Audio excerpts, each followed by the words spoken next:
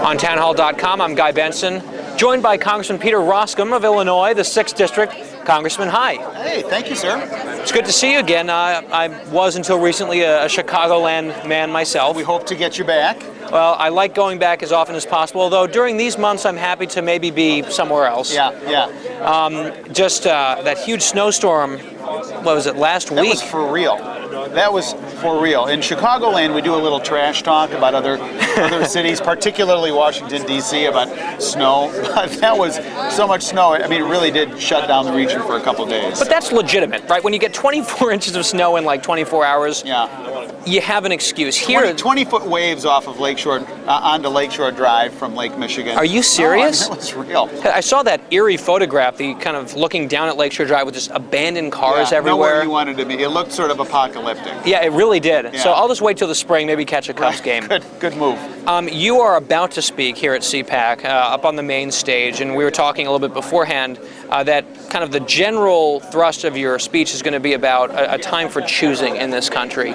And I just was curious to get some of your thoughts on that. I think that this is actually a tipping point Congress, and this is a tipping point season in our life. We've had these before. We've had these great moments when Americans have chosen, and Americans have chosen wisely by and large, and that's why you and I are here today. But this generation now has not just an obligation, but I would submit a real opportunity to choose wisely and to claim a heritage that is ours, and to claim that and to move forward in a robust and dynamic way. And all you have to do is look around here for 30 seconds. You realize an incredible amount of energy and a sense of clarity that people have, and they know that this is one of these tipping point moments. So I think that this is a tipping point Congress, actually, and if we get it right, we can move forward with an incredible blessing of prosperity. And if we get it wrong, then there's a different pathway, and it's a pathway that doesn't end well in my opinion. Well, and you talk about looking around the room here at a place like CPAC, you also see lots of younger people.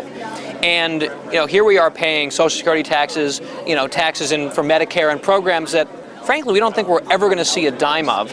And it seems like kind of just throwing away money into broken systems. At what point do you think Republicans in Congress are going to say, not just pay lip service to, but actually start tackling some of these entitlements? Because, I mean, they're going broke. Everyone kind of should acknowledge that, even if Democrats want to pretend it's not the case. This weekend, and during these past 2 weeks, obviously, the Congress and Republicans in Congress in particular have had a very robust, healthy, dynamic conversation about what to do about the continuing resolution that expires on March 4th. Right. And there is, there's a real sense of clarity that has come together that says we've got to get $100 billion in savings within 7 months on the discretionary side, which is not insignificant. And you're in support of that? Absolutely. Yeah. So now as we move forward, my view is let's get that done. Let's pass that out of the House, and then we can begin the next conversation. But as many of us have been saying, this is a marathon, this Congress, and let's get a good first step underway, which is banking the $100 billion, and then we can transition to the next part. One of your colleagues, just a little bit north, up Route 94 and beyond, Paul Ryan, has got his famous roadmap. Democrats love to demagogue it. Republicans will praise it in vague terms sometimes, but don't necessarily want to embrace it. How carefully have you studied the roadmap? Is that something that you're willing to endorse fully or embrace elements of at this point? Or I've heard some members that have done even better than that. They've said, I haven't read it yet. And that's been pretty artful. Look, Paul Ryan would be the first one to tell you that is a program that he authored and he articulated. Now the next step is to move beyond that from one member or 10 co-sponsors or whatever it happens to be, to sort of broader themes about taking on the big pictures as it relates to entitlements. That comes about from members of Congress communicating with their constituents and educating people on the nature of the debt and what it looks like, the fact that we're borrowing 40 cents on the dollar at this point, and it's just simply unsustainable and absurd. But to begin to have that conversation and to raise that level of education and sophistication on the part of the public that says, I get it that there's going to be some changes that have to happen. Part of that is going to come from this first conversation that we're really having right now about $100 billion in cuts, because we move from the theoretical to the real. When you start to say, these larger numbers. Hey, 100 billion. Okay, what does that really mean? Well, that's going to mean this. That's Right. going to mean that when these different programs are impacted. But I think we always have to come back to the larger theme and the recognition that the spending that has gone on is simply unsustainable. It's to the point of absurdity. So we've got to deal with that if we're going to cut, not just for the sake of cutting, but cutting in order to grow this economy and to create the sort of vibrant, dynamic job creation that we've seen in the past.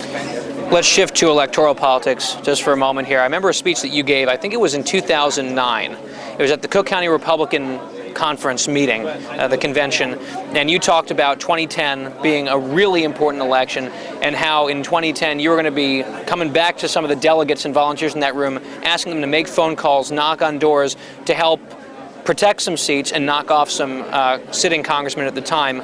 Illinois had a bumper crop of victories. A couple of them were nice surprises.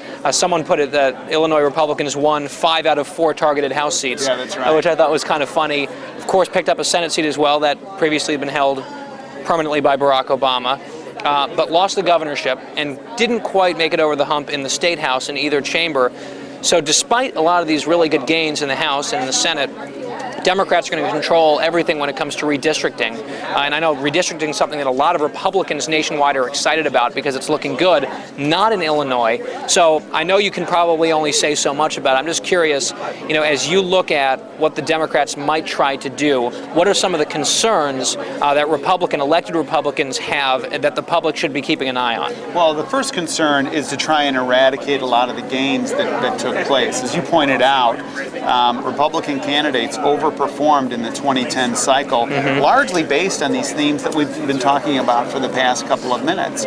So the big concern is that the Democratic Party would try and say, to in a sense, nullify that voice of reason, that voice that says we can't borrow and spend. Look at what the Illinois General Assembly has recently done. The Illinois General Assembly and the governor of Illinois have said, well, let's just have a massive tax hike. In the dead of night. Right, in the dead of night.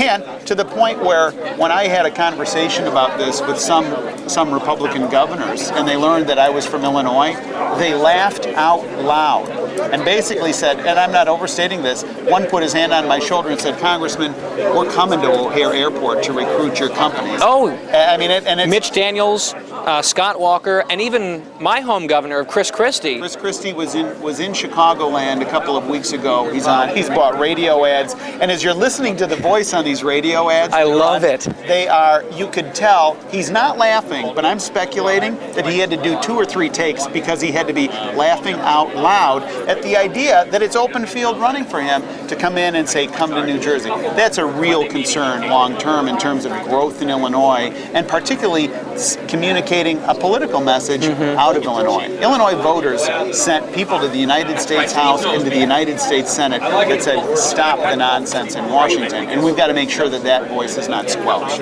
You've been fighting very hard for years. A real, you might not call yourself this, but I will, just knowing a little bit about the Illinois political landscape. You're a real quarterback on the House side for the good guys in Illinois. And so we appreciate all of your efforts. I think that probably a number of newly elected congressmen owe at least part of their victory to your hard work and organization. So it's been a pleasure to have you on. Thank you. Thank you so much, Congressman. Thank you very much. Thanks for watching.